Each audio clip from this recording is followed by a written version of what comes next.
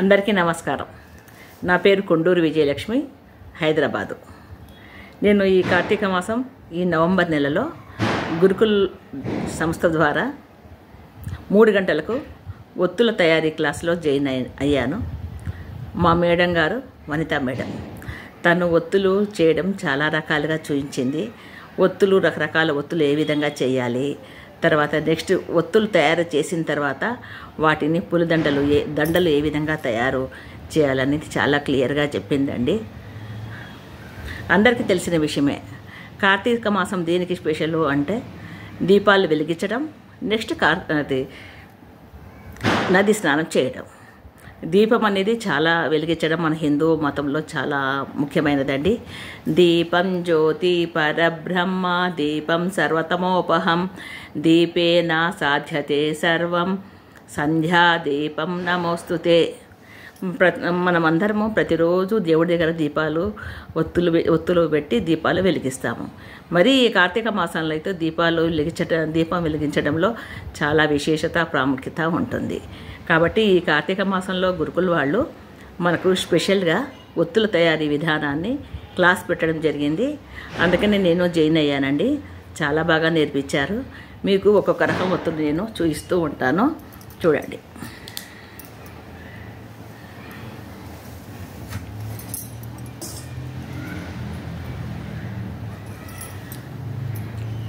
ఇలా దూది తీసుకోవాలండి. దూది తీసుకొని ఇలా కొంచెం ఇలా అనుకొని పైకి ఇలా అనుకోవాలి. ఏదైనా మనం ఎప్పుడైనా విభూతి కానీ పాలు కానీ వాడుకుంటే చాలా బాగుంటుందండి. చాలా స్టిఫ్గా ఉంటుంది, మంచిగా ఉంటుంది. ఈ పత్తిని ఇలా నలపాలి.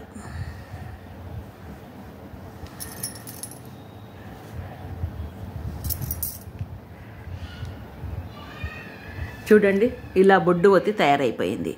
దీన్ని బొడ్డు ఒత్తి అంటారు, తర్వాత పువ్వొత్తి కూడా అంటారు. ఇది ఉసిరికాయ పైన పెట్టడానికి కానీ, పిండి దీపాలు చేస్తాం కదండి, బియ్య పిండి దీపాలు, దాంట్లో పెట్టి వెలిగించడానికి ఈ ఒత్తులు చాలా బాగా పనిచేస్తాయండి. ఇది బొడ్డు ఒత్తులు. ఇప్పుడు మనం బొడ్డు ఒత్తులు చేసామండి.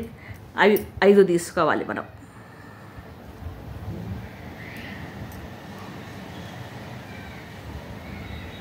ఐదు కొంచెం చూడండి, కొద్ది లావుగా చేసాము.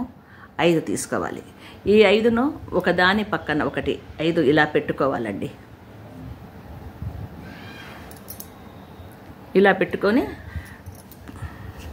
పైన కొంచెం 5ంటికి కలిపి మళ్ళీ కొంచెం దూది తీసుకొని విభూతి ద్వారా ఇలా చేయాలి.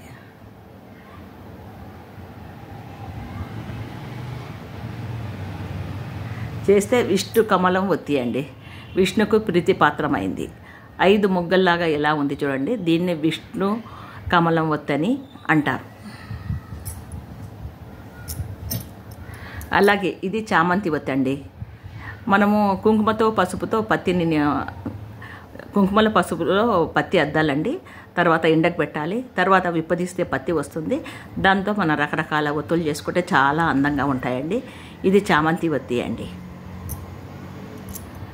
తర్వాత ఇది బంతిపూల ఒత్తి, ఇలా ఉంటుంది బంతిపూల ఒత్తి. తర్వాత ఇది అర్ధనారీశ్వర ఒత్తి అండి. అర్ధనారీశ్వర ఒత్తి ఎలా చేయాలో ఒకసారి నేను చూపిస్తాను. మనం ఇప్పుడు ఇంతకుముందు బొడ్డు ఒత్తి ఎలా చేసుకున్నామో దాన్ని అటు సైడు మరియు ఇటు సైడు 2 సైడ్లో ఇలా చేసుకోవాలండి. చేసుకున్న తర్వాత మళ్ళీ మరి ఒకటి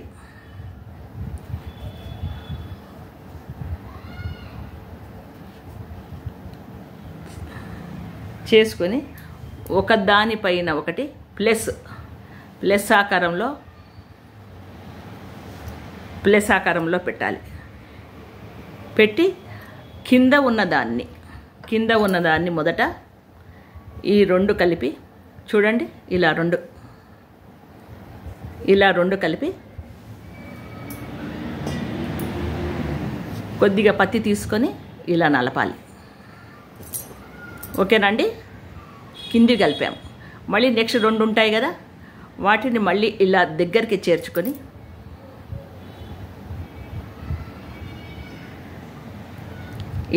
చేర్చుకొని మళ్ళీ పత్తితో ఇలా నలపాలి.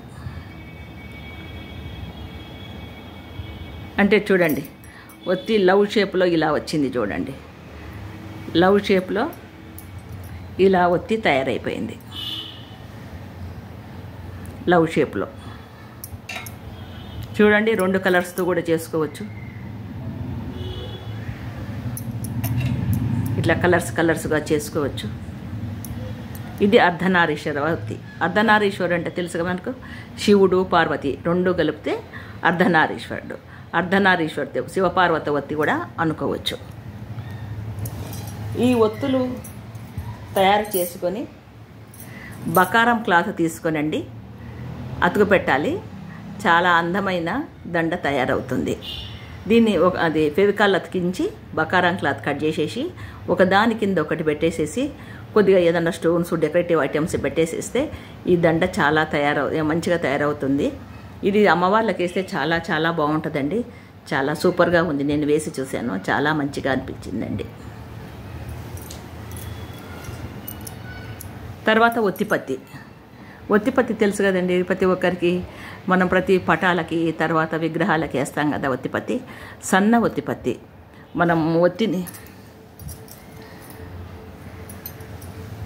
మనం సన్నగా తీసుకొని ఇలా